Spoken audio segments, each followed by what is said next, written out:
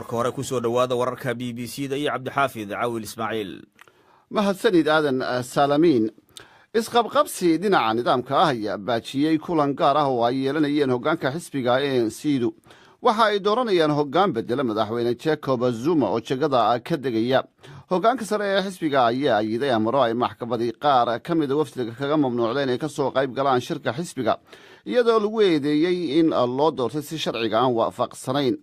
dadka ay arrintani saamaynaysa ayaa u badan dadka taageera wasiirkii hore ee arrimaha dibadda Nkosazana Dlamini Zuma oo ahayd xaaskii hore ee madaxweynaha.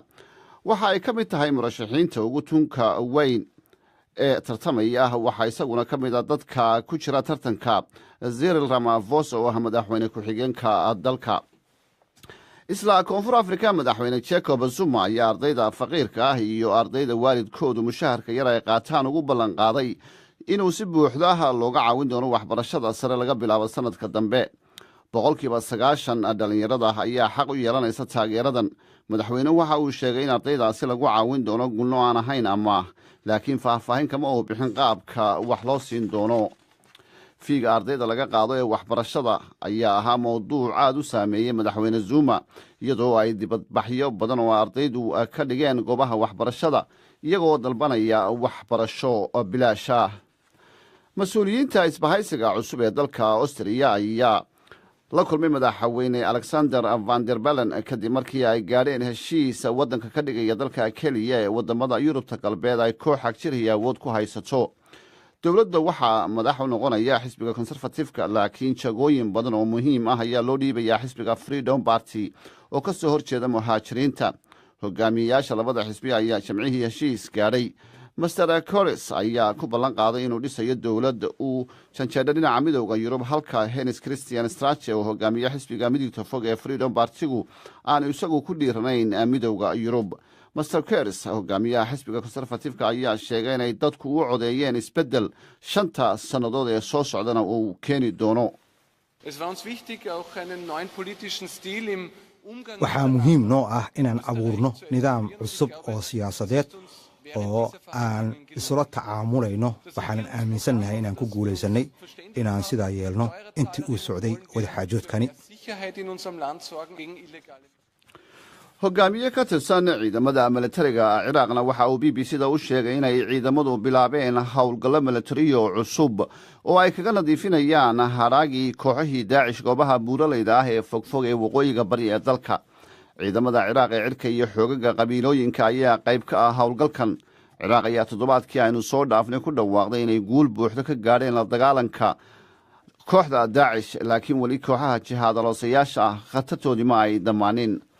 ugu dambayntiina ugu yaraan ilaa 40,000 oo qof ayaa laga daadgureeyey guryahooda dalka Filibiin kadib markii dabaylo wata duufaan xoog lihii ay ku dhufteen jasiiradaha dalkaasi. 3 qof ayaa ilaa iminka la xaqiijiyey inay ku nafwaayeen duufaanadaasi. wiil yar ayaa ku jira oo ay qaadeen daadad soo rogmaday.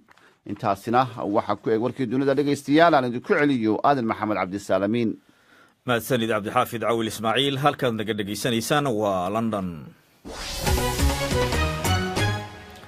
dagaallo u dhexeeya Oromada iyo Soomaalida ayaa ka soo cusboonaaday dalka Itoobiya, halkaasoo wararka naga soo gaaraya ay sheegayaan in tiro Soomaaliya lagu dilay dagaaladii ugu dambeeyey. haddaba waxaan arrimahaasi aan ka waraystay kusimaha madaxa xafiiska xiriirka arrimaha dowlad deegaanka Soomaalida Itoobiya Idris Ismaaciil. qadka telefoonka ayuu goordhow iigu warramay waxaana uu ii faahfaahiyey sida wax u dhaceen. walaal kulliyti arrin maaragtay aad u foolxun baa arrin shalay tolay dhacday. qof maaragtay goob jooga oo maaragtay arrintaas xaqiiqi ah arrintii meesha ka dhacday in maaragtay xasuuq loo geystay Soomaaliya maaragtay Soomaalinimada isra ahaan maadaama ay ka soo jeedaan in badan maaragtay ay iyana Oromada dhex muddo 500 sano ka badan ay dhex ku noolaan maaragtay oo hantileel ahayn oo xagga ku noolaa beero dhaqatay ahayn maaragtay xoolo dhaqatay ahayn oo ay ku noolaan baahan. laakiin shalay toola waxaa dhacay dad maxaabiis maaragtay oo Soomaaliya oo degmada Machaara qabalaha Gaadula oo maaragtay dad maxaabiis maaragtay ay iyaga xireen xarada booliska maaragtay in la gowracay ilaa in ka badan 60 qof. waayahay meeqaa dhimatay meeqaasa dhaawaca inta hadda maaragtay dadka goobjoogaa maaragtay xogtan ka hela xaqiiqa in maaragtay in 60 qof maaragtay gowraceen ay god maaragtay ay tuureen oo maaragtay ku rideen oo sida qashinka maaragtay oo bini'aadamnimo si loo arkin oo maaragtay arrintaas maaragtay foolxumada maaragtay ay ka dhacday goobtaas eedeyn culus waayeen 60 ruux inta la dilay la gowracay god lagu riday maxaa ku xaqiijin kartaan mudane Ismaaciil xilligan xaadirkan maaragtay wasiirka difaaca xeer qaranka maaragtay dowladda Itoobiya mudane Siraaj Fargeesa goobta ku sugan dad kale maaragtay mas'uuliin karo maaragtay baadheef ka tirsan oo arrintan maaragtay xaqiijinkan darteeda maaragtay goobtoo tagtay waxaa kaloo caddaynaysa shalay ciidanka qaranka maaragtay dalka markuu arrintan maaragtay xogtaan u helay goobtiina ay ku dhaaqeen inuu taga subaxdii laga bilaabay ilaa koodii habeennimo maaragtay ay ku qaadatay dagaaluna ay kula jireen nimankaas maaragtay ay gaareen maxaad marka adinku ka dowlad deegaan ahaan haddii aad tihiin mas-uuliyiintii Soomaalida dowlad deegaanka maxaad qaban kartaan maxaad se yacni xalku haatan u yahay arrintan federaalka ay qusaysaa waa arrin maaragtay federaalkana dalbuur joog ay ku tahay dadkii 60 qof oo la gowracay godkii sidii qashinka loogu tuuray oo hadda ay lagu soo guro maaragtay meydkiina ay arkeen oo ciddii joog ay noo sheegeen kolley iyagun baa go-aankoodii wax walbaan ka sugaynaa kaasi wuxuu ahaa Idriis Ismaaciil oo goordhow iigu warramayay qadka telefoonka dhinaca Facebookana qodobkaasi waxaa aragtidooda ka soo dhiibtay dad uu ka mid yahay Maxamed Cawil Axmed oo jooga magaalada Boosaaso waxa uu leeyahay dagaalada u dhaxeeya Soomaalida iyo Oromada waa mid soo laalaabatay oo aad ayaan uga xumahay in dhiig badan uu daato balse dowladda federaalka Itoobiya waa inay dhex gashaa waa in labada qowmiyadood la dhex dhigaa buu heshiis dhaba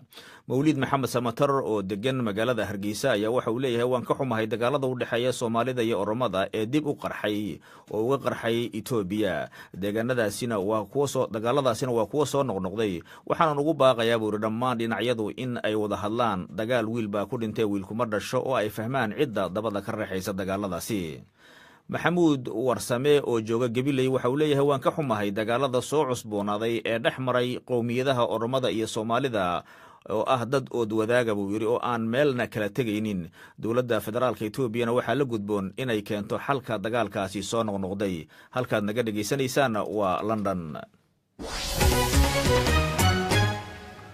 waagaag waxaa noo soo socda war ku saabsan waddanka Austria oo noqday waddanka kaliya ee ku yaala galbeedka Afrika ee xisbiga midigta fog uu talada hayo hase yeeshee haatan South Africa isqabqabsi xagga nidaamka ah ayaa dib u dhacyo waxa uu ku keenay kulan gaar ah oo ay yeelan lahaayeen xisbiga talada haya ee South Africa ee ANC doorashada ay ku xulan lahaayeen hogaamiye cusub ee bedelaya madaxweyne Jacob Zuma oo xilka ka degaya warbixintan waxaa soo jeedinaysa Bushra Nuur Maxamed musharaxiinta ugu cadcad ee ka qaybgalaya shirka Johannesburg ayaa kala ah madaxweyne ku-xigeenka haatan xisbiga talada haya iyo Nkosazana Dlamini Zuma oo horey u soo noqotay wasiir ahna xaaskii hore ee madaxweyne Zuma xiisada ka taagan hogaanka xisbiga ayaa dhalisay cabsi ah in xisbiga ANC uu u kala jabi doono laba qaybood ka hor doorashada 2019 ee dalkaasi ka dhici doonta waxaa jiro caqabado dhanka sharciga eedeymo musuqmaasuq iyo hamuun loo qabo ogaanshaha cidda bedeli doonta madaxweyne Jacob Zuma oo ah haatan hogaamiyaha xisbigaasi madaxweyne Zuma ayaa sii ahaan karo madaxweynaha dalka ilaa iyo inta laga gaaro doorashada 2019 cid walba oo ku soo baxda hogaamiyaha xisbigan ayaa kala wareegi doonta xilka madaxweynenimo ee Koonfur Afrika haweeneyda Nkosazana Dlamini Zuma ayaa si haysata taageero xoogan natiijada cidda ku soo baxda hogaamiyaha xisbiga ayaana waxaa loo ogolaan doonaa maalinta beri ah ee axadda ah si kastaba xisbiga haya talada Koonfur Afrika ee loo soo gaabiyo ANC ayaa ku waayay taageerada dadweynaha Koonfur Afrika musuqmaasuq iyo dilalka ka dhacaya dalkaasi balse weli waa xisbiga siyaasadeed ee ugu quwadda weyn ee ka jira dalkaasi 23 sano oo uu xukunka soo hayay wahagaag Bushra Nuur Maxamed aad bay u mahadsantahay wararkii ciyaaraha ayaa goordhow inoo soo socdo balse haatan hogaamiyaha waa hogaamiyaasha isbahaysiga dowladda cusub ee Austria ayaa waxa ay la kulmeen madaxweynaha waddankaasi Alexander van der Bellen kadib markii ay heshiis ay gaareen kaas oo ay ku gaareen in ay siyaasadda markaasi ay dowlad wadaaga samaystaan oo dalkaasina ka dhigaya dalka keliya ee galbeedka Yurub ku yaala ee xisbiga midigta fog uu awoodahayo. wararka ay BBC ku qortay waxaa inoo haya Cabdixaafid Cawil Ismaaciil. heshiiskan ayaa imanaya 2 bilood kadib markii doorashadii baarlamanka uu ku guulaystay xisbiga konserfatifka laakiin aanu helin tiro badan oo uu dowladda ku soo dhiso. Sebastian Kurz oo 31 jir ahna madaxa xisbigaasi ayaa noqonaya qofkii ugu daada yaraa adduunka ee hogaamiya dowladda. haddii si buuxda loo aqbalay heshiiska uu la galay xisbigiisu kooxda mayalka adag ee neceb muhaajiriinta, Austria waxay noqonaysaa dowladda keliya ee galbeedka Yurub ee uu xisbi midiga fogi awood dowladda ku yeesho. labadan xisbi ayaa hore dowlad wadaag u ahaa sanadkii 2000 ilaa iyo 2005. labada mas-uul ma ay faahfaahin barnaamijka ay dowladda ku hagayaan. maanta ayay la kulmeen madaxweynaha dalkaasi. ololihii doorashada ee ka dhacay Austria waxaa hadheeyay xaaladda muhaajiriinta. xisbiga midigta fog ee The Freedom Party-na aad ayuu ugu ololeeyay arrintaasi. Mr. Kurz waxa uu isaguna ku ololeeyay inuu xili doono jidadka ay muhaajiriintu u soo maraan Yurub, inuu xakameeyo gunnada la siiyo dadka qaxoontinimada dalbada iyo inuu gunnada kaba gooyo dadka muhaajiriinta ilaa ay Austria ku noolaadaan 5 sannadood.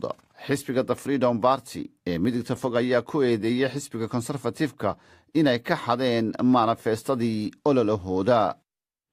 Cabdixaafid Cawil Ismaaciil aad buu u mahadsan yahay warbixintaasi uu inoo soo jeediyey. haddaba waxaa stuudiyaha la fadhiya Maxamed Maxamuud Cadde. Maxamed, waad maqlaysay waddanka Austria waxa uu noqday waddanka keliya ee ku yaala Yurub ee xisbiga midigta fog uu talada hayo. arrintaasi maxay ka dhigan tahay? sida hadda wararka ugu dambeeyay ay sheegayaan xukuumad wadaagii la dhisayey waxaa muuqata in tallaabo cusub laga bilaabay waddankaasi. xisbiyada siyaasadooda ay midigta fog tahay inta badan waxaa loo aaneeyaa in ay dadka soo galootiga ka soo jeedaan iyo qowmiyadaha laga badan yahay. haddana waxaa muuqata in ay dowlad wadaagan ka qaybgalayaan. marka la fiiriyo wadamada dariska laha sida Jarmalka oo kale, mudaaharaadyadii ugu dambeeyey ee dhacayay looga soo horjeeday dadka soo galootiga waxaa riixayay xisbi ka socda dhinaca midigta. markii doorashadii la galana codad aad u fara badan ayuu helay.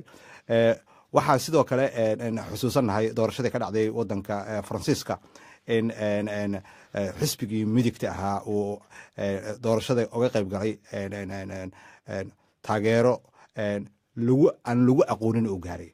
xisbiyada midigta ah howlo fara badan ayay wadaan, waxaana inta badan dadka u dhuundaleela arrimaha siyaasadda ay arkayaan in siyaasadda Yurub ee hadda uu ku soo socday isbeddel. inkasta oo aynan jirin, inkastoo baarlamaanada ku jiraan, waa markii ugu horreysay dowladda midigta ah ay qayb ka noqoto. waa gartay marka Maxamedow, maadaama markii ugu horreysay dowladda ay qayb ka noqoto oo ay aqlabiyadi ay yeeshaan, maxaa saameyn ku yeelan kartaa markaasi xisbiyada? waxaan ognahay Faransiiska oo kaleeto in laga guulaystay, meelo badan Holland oo kaleeto in cabsi laga qabay laakiin la shiiqiyey. marka tani maxay soo nooleyn kartaa? laba xisbi markii ay wada tashadaan oo ay rabaan inay dowlad wadaag sameeyaan, waa in tanaasulaad labada dhinac isu yimaadaan, labada dhinacna ay siyaasadaha wadaagaan. siyaasadaha aadka xag jirka u ah ee dhinaca kale in ay ayagana xoogaa ka soo dabcaan. qoladana siyaasadaha ay ku diidanayeen xisbigan lagu qoqobi jiray, maadaama ay hadda u baahan yihiin dowlad wadaagga inay kala qayb galaan, ay u baahan yihiin inay ayagana tanaasulaad ka sameeyaan. ma aha arrin sahlan, laakiin labada dhinac waxaa muuqata in hadday rabaan in dowlad wadaag shaqaysa ay sameeyaan, in ay isu yimaadaan oo siyaasadahooda, xisbigan taageerayaal buu leeyahay, siyaasadooda ay garabka fog tahay, midigta fog tahay, aan ogolayn dadka soo galootiga oo aaminsan dadka soo galootiga inay wadanka dhaqaalihiisa culays ku yihiin, arrimaha qaxootiga oo kale inay tahay arrin xasaasi ah. laakiin taariikh ahaan markaan fiirino wadanka Austria, sida ay meelaha qaarkood dhibaato weyn oga jirto Yurub, muslimiinta ay ka cawdaan in lagu sameeyo waxyaabo meel ka dhaca, Austria waxay ka mid tahay taariikh ahaan wadamada Yurub xiriirka wanaagsan la lahaa dadka muslimka taariikh ahaan. masaajidada ugu qadiimsan ayaana ka dhisan. marka hadda qoladani haddii xisbigan ku biiraan, dowladdii kusoo biireen, waxay noqonaysaa dadka muslimiinta ee codka bixiya laftirkooda inay kaararkooda iyo nidaamkooda mustaqbalka wax ka bedelaan. mahadsanid maxamed maxamuud cadde. dhinaca ciyaarahana ciyaaro dhowra ayaa maantay dhacaya. ciyaarta ugu xiisaha badan waxa ay dhex mari doontaa kooxda Man City iyo Tottenham, waxaana ciyaartaasi ay dhici doontaa 5:15. hase yeeshee ciyaaro kale ayaa waxay dhici doonaan ka hor oo dhowr ah, waxaana ciyaarahaasi ka mid ah Leicester iyo Crystal Palace waxa ay bilaaban doontaa 12:15 oo wax yar un ay naga xigaan rubi saac qadar ah. Arsenal iyo Newcastle ayaa wada ciyaari doona 3 galabnimo. sidoo kale ciyaaraha 3 galabnimo dhici doona waxaa kamid ah Brighton iyo Burnley, Chelsea iyo Southampton ayaa wada ciyaari doona, Stoke iyo West Hamna way wada ciyaari doonaan, Watford iyo Huddersfieldna way wada ciyaari doonaan. ciyaarta haddaba isha lagu hayo ee galabta 5:15 galabnimo ee waqtiga Ingiriiska dhici doonta ee Man City Tottenham waa ciyaar aad iyo aad u xiiso badan. Man City oo la loodin waayey oo iyadu markaasi inta badan badisay ciyaarihii ay yeelatay oo marnaba aan laga badinin, ayaa haddii ay galabta badiso waxa ay noqonaysaa kooxda keliya ee ka badisay kooxaha waaweyn sida Chelsea, Man United, Arsenal iyo Tottenham. waxaana markaasi ay yeelan doontaa 52 dhibcood. haatan waxay leedahay 49. kooxda kusoo xigtayna waa Man United oo leh 38 dhibcood. Chelsea ayaa kusoo xigta oo 35 leh. Tottenham ayaa kusoo xigta oo waxa ay leedahay 31. kooxaha ugu hooseeyana waxaa ka mid ah Crystal Palace oo iyadoo runtii rajo leh oo badisay barbardhacna gashay oo 14 leh, iyo sidoo kale West Ham oo iyaduna marna badisay marna barbardhac gashay, taasna waxa ay leedahay 14 dhibcood, halka Swansea oo ugu hooseysana ay leedahay 12 dhibcood. waa hagaag naga BBC-du laanta af Soomaaligu waxay idiin soo dabin doontaa ciyaarta dhex mari doontaa waxay dhex mari doontaa Arsenal iyo Newcastle. waa hagaag markana waa baafintii. baafinta maanta waxaa si wada jira stuudiyaha BBC-da ee magaalada Nairobi idinkaga soo tabinaya anigoo ah Cabdiqaadir Yuusuf Cali iyo Caasha Saciid Xasan. Caasha. mahadsanid Cabdiqaadir. baafinta ugu horeysa maanta waxaa inoo soo dirtay Sumaya Maxamed Ciise oo joogto Garowe. waxay baafinaysaa Salmo Maxamed Ciise, waxaa ugu wardambeysay iyadoo ku sugan magaalada Nairobi 1990. haddaba haddii ayna maqlaysa Salmo ama bay jirto cid garanaysa, fadlan warkeeda hala gaarsiiyo Sumaya Maxamed Ciise iyadoo wixii waraa loo sii marin karo xafiiska baafinta Bishcas ay ku leedahay Garowe. Iqraac Idruus Jaamac oo joogta Garowena waxay baafinaysaa Xasan Cabdinaasir Cali, waxaana ugu wardambeysay isagoo ku sugan dalka Ethiopia sanadii 1980. haddaba haddii uuna maqlayo Xasan Cabdinaasir Cali ama bay jirto cid garanaysa, fadlan warkiisa la gaarsiiyo Iqraac Idruus Jaamac iyadoo wixii waraa loo sii marin karo xafiiska baafinta Bishcas ay ku leedahay magaalada Garowe. Sahra Saciid Axmed oo joogta Garowe waxay baafinaysaa Faadumo Axmed Warsame, waxaa ugu wardambeysay iyadoo ku sugan dalka Talyaaniga 2004. haddaba haddii ayna maqlayso Faadumo Axmed Warsame ama bay jirto cid garanaysa, fadlan warkeeda hala gaarsiiyo Sahra Saciid iyadoo wixii waraa loo sii marin karo xafiiska baafinta Bishcas ay ku leedahay Garowe. maxamuud maxamed siciid oo jooga Garowana waxa uu baafinayaa Abshira Maxamuud Maxamed, waxaana ugu wardambeysay iyadoo ku sugan magaalada Khartoum ee dalka Suudaan sanadii 1999. haddaba haddii ayna maqlayso Abshira Maxamuud Maxamed ama bay jirto cid garanaysa, fadlan warkeeda hala gaarsiiyo Maxamuud Maxamed Siciid iyadoo wixii waraa loo sii marin karo xafiiska baafinta Bishcas ee ku leedahay Garowe. Suldaan Cali Nuur oo jooga Garowe waxa uu baafinayaa Cali Nuur Faarax, waxa ugu wardambeysay isagoo ku sugan koonfurta Suudaan 1999. haddaba haddii uuna maqlayo Cali Nuur Faarax ama way jirto cid garanaysa, fadlan warkiisa hala gaarsiiyo Suldaan Cali Nuur iyadoo wixii waraa loo sii marin karo xafiiska baafinta Bishcas ay ku leedahay Garowe. Rooble Maxamed Maxamuud oo jooga Garowena waxa uu baafinayaa Xamdi Faarax Cumar, waxaana ugu wardambeysay iyadoo ku sugan dalka Afghanistan sanadii 1998. haddaba haddii ayna maqlayso Xamdi Faarax Cumar ama bay jirto cid garanaysa, fadlan warkeeda hala gaarsiiyo Rooble Maxamed Maxamuud iyadoo wixii waraa loo sii marin karo xafiiska baafinta Bishcas ay ku leedahay magaalada Garowe. Maxamed Cusmaan Subba Isxaaq oo jooga Garowe waxa uu baafinayaa Axmed Muuse Subba Isxaaq, waxa ugu wardambeysay isagoo ku sugan dalka Talyaaniga 2000. haddaba haddii uuna maqlayo Axmed ama bay jirto cid garanaysa, fadlan warkiisa hala gaarsiiyo Maxamed Cusmaan iyadoo wixii waraa loo sii marin karo xafiiska baafinta Bishcas ay ku leedahay Garowe. Salma Maxamuud Cabdulqaadir oo joogta Garowena waxay baafinaysaa Daahir Maxamuud Cabdulqaadir, waxaana ugu wardambeysay isagoo ku sugan dalka Bakistan sanadii 1989. haddaba haddii uuna maqlayo Daahir Maxamuud Cabdulqaadir ama bay jirto cid garanaysa, fadlan warkiisa la gaarsiiyo Salma Maxamuud Cabdulqaadir iyadoo wixii waraa loo sii marin karo xafiiska baafinta Bishcas ay ku leedahay magaalada Garowe. jaamac cabdulqaadir caali oo jooga garowe waxa uu baafinayaa xaliimo saalax maxamed waxaa ugu wardambeysay iyadoo ku sugan dalka jarmalka haddaba haddii ayna maqlayso xaliimo saalax amaba jirta cid garanaysa fadlan warkeeda hala gaarsiiyo jaamac cabdulqaadir cali iyadoo wixii waraa loo sii marin karo xafiiska baafinta bisha cas ay ku leedahay garowe. fardowse maxamed abshir oo joogta magaalada garowana waxay baafinaysaa shamse maxamed warsame waxaana ugu wardambeysay iyadoo ku sugan magaalada riyaad ee dalka sacuudiga sanadii 2002 haddaba haddii ayna maqlayso shamse maxamed warsame amabay jirto cid garanaysa fadlan warkeeda hala gaarsiiyo fardowse maxamed abshir iyadoo wixii waraa loo sii marin karo xafiiska baafinta bisha cas ay ku leedahay magaalada garowe. caasho cusmaan cawaale oo joogto garowe waxay baafinaysaa cusmaan cawaale axmed waxaa ugu wardambeysay isagoo ku sugan dalka tanzaniya haddaba haddii uuna maqlayo cusmaan cawaale amabay jirto cid garanaysa fadlan warkiisa hala gaarsiiyo caasho cusmaan cawaale iyadoo wixii waraa loo sii marin karo xafiiska baafinta bisha cas ay ku leedahay garowe. faadumo cismaan yaasiin oo joogta garowana waxay baafinaysaa yuusuf cabdulqaadir jaamac waxaana ugu wardambeysay isagoo ku sugan dalka bulgariya sanadii 1991 haddaba haddii uuna maqlayo yuusuf cabdulqaadir jaamac amabay jirto cid garanaysa fadlan warkiisa hala gaarsiiyo faadumo cismaan yaasiin iyadoo wixii waraa loo sii marin karo xafiiska baafinta bisha cas ay ku leedahay magaalada garowe. deeqo salaad axmed oo joogta garowe waxay baafinaysaa cabdikariin axmed jaamac waxaa ugu wardambeysay isagoo ku sugan dalka sacuudiga haddaba haddii uuna maqlayo cabdikariin axmed amabay jirto cid garanaysa fadlan warkiisa hala gaarsiiyo deeqo salaad axmed iyadoo wixii waraa loo sii marin karo xafiiska baafinta bisha cas ay ku leedahay garowe. shamse maxamed siyaad oo joogta garowana waxa ay baafinaysaa canab siyaad cabdiqani waxaana ugu wardambeysay iyadoo ku sugan dalka romaniya sanadii 1996 haddaba haddii ayna maqlayso canab siyaad cabdiqani amabay jirto cid garanaysa fadlan warkeeda hala gaarsiiyo shamse maxamed siyaad iyadoo wixii waraa loo sii marin karo xafiiska baafinta bisha cas ay ku leedahay magaalada garowe. yuusuf cabdulqaadir jaamac oo jooga garowe waxa uu baafinayaa ayaan yaasiin axmed waxaa ugu wardambeysay iyadoo ku sugan dalka sacuudiga haddaba haddii ayna maqlayso ayaan amabay jirto cid garanaysa fadlan warkeeda hala gaarsiiyo yuusuf cabdulqaadir jaamac iyadoo wixii waraa loo sii marin karo xafiiska baafinta bisha cas ay ku leedahay garowe.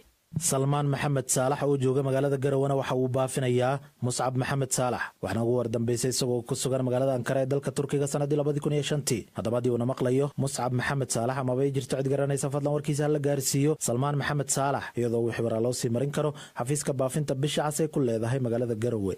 salaado axmed warsame oo joogto garowe waxay baafinaysaa ubax saalax maxamed waxaa ugu wardambeysay iyadoo ku sugan magaalada nairobi 2006 haddaba haddii ayna maqlayso ubax saalax amabay jirto cid garanaysa fadlan warkeeda hala gaarsiiyo salaado axmed warsame iyadoo wixii waraa loo sii marin karo xafiiska baafinta bisha cas ay ku leedahay garowe. maxamed cabdulqaadir jaabir oo jooga garowana waxa uu baafinayaa jaamac maxamed xasan waxaana ugu wardambeysay isagoo ku sugan dalka sacuudiga sanadii 2000 haddaba haddii uuna maqlayo jaamac maxamed xasan amabay jirto cid garanaysa fadlan warkiisa hala gaarsiiyo maxamed cabdulqaadir jaabir iyadoo wixii waraa loo sii marin karo xafiiska baafinta bisha cas ay ku leedahay magaalada garowe. maxamed xasan warsame oo jooga garowe waxa uu baafinaya warsame axmed jaamac waxaa ugu wardambeysay isagoo ku sugan dalka itoobiya 2002 haddaba haddii uuna maqlayo warsame axmed jaamac amabay jirto cid garanaysa fadlan warkiisa hala gaarsiiyo maxamed xasan warsame iyadoo wixii waraa loo sii marin karo xafiiska baafinta bisha cas ay ku leedahay garowe.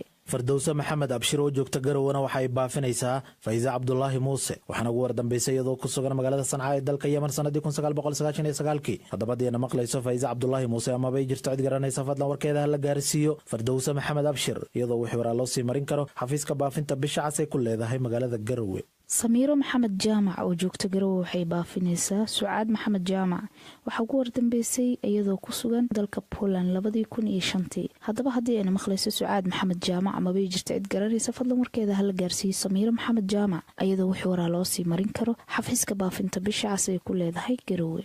xasan axmed samatar oo jooga garowana waxa uu baafinayaa axmed samatar ciise waxaana ugu wardambeysay isagoo ku sugan xerada qaxootiga ifo sanadii 1990 haddaba haddii uuna maqlayo axmed samatar ciise amabay jirto cid garanaysa fadlan warkiisa hala gaarsiiyo xasan axmed samatar iyadoo wixii waraa loo sii marin karo xafiiska baafinta bisha cas ay ku leedahay magaalada garowe. axmed abuukar cali oo jooga garowe waxa uu baafinayaa xaawo jaamac faahiye iyo maxamed abuukar cali waxaa ugu wardambeysay iyagoo ku sugan dalka yemen 1997 haddaba haddii ayna maqlayaan xaawo iyo maxamed amabay jirto cid garanaysa fadlan warkooda hala gaarsiiyo axmed abuukar cali iyadoo wixii waraa loo sii marin karo xafiiska baafinta bisha cas ay ku leedahay garowe. jaamac muuse cali oo jooga magaalada Garowana waxa uu baafinayaa Cabdidaahir Xasan waxaana ugu wardambeysay isagoo ku sugan dalka Ethiopia sanadii 1980 haddaba hadii uu maqlayo Cabdidaahir Xasan socdaal ama bay jirto cid garanaysa fadlan warkiisa la gaarsiiyo jaamac muuse cali iyadoo wixii waraa loo sii marin karo xafiiska baafinta bisha cas ay ku leedahay magaalada Garowe. Aniso Cabdirasaaq Cali oo joogta Garowe waxay baafinaysaa Yuusuf Cabdirasaaq Cali waxa ugu wardambeysay isagoo ku sugan dalka Norway 1991 haddaba hadii uu maqlayo Yuusuf ama way jirto cid garanaysa fadlan warkiisa la gaarsiiyo Aniso Cabdirasaaq Cali iyadoo wixii waraa loo sii marin karo xafiiska baafinta bisha cas ay ku leedahay Garowe.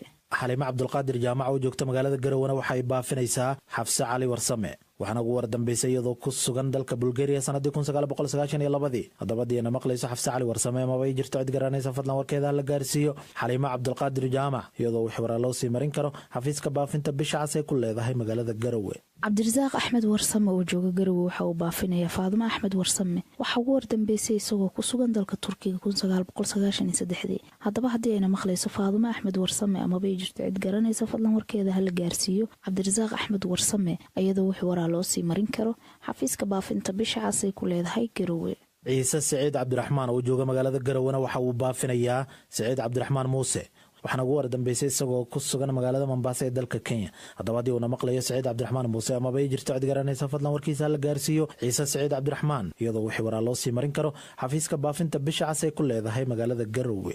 baafinta ugu dambeysana maanta waxay naga soo gaartay Maxamed Yaasiin Jaamac oo jooga Garowe waxa uu baafinayaa Yaasiin Jaamac Faarax waxa ugu wardambeysay isagoo ku sugan Jigjiga 1996 haddaba hadii uu maqlayo Yaasiin Jaamac Faarax ama bay jirto cid garanaysa fadlan warkiisa la gaarsiiyo Maxamed Yaasiin Jaamac iyadoo wixii waraa loo sii marin karo xafiiska baafinta bisha cas ay ku leedahay Garowe. baafintii maanta waa naga intaas.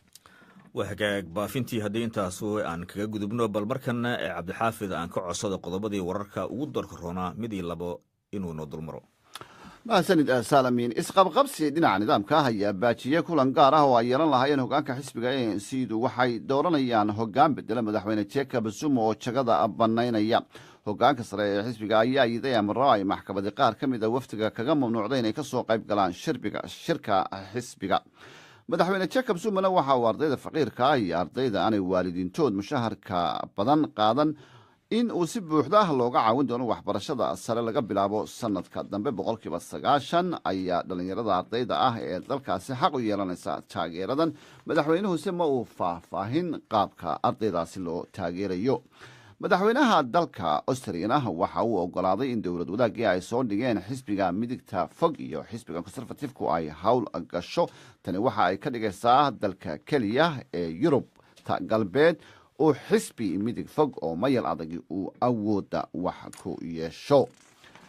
hogaamiye ka tirsan ciidamada militariga dalka Ciraaqna waxa uu BBC-da u sheegay inay ciidamadiisu bilaabeen howlgal cusub oo ay kaga nadiifinayaan haraaga xoogagii Daacish goobaha buulaleyda ah ee fogfog ee waqooyiga bari ee dalkaasi. ciidamada Ciraaq ee cirka iyo xoogaga qabiilooyinka ayaa qayb ka ah howlgalkan military.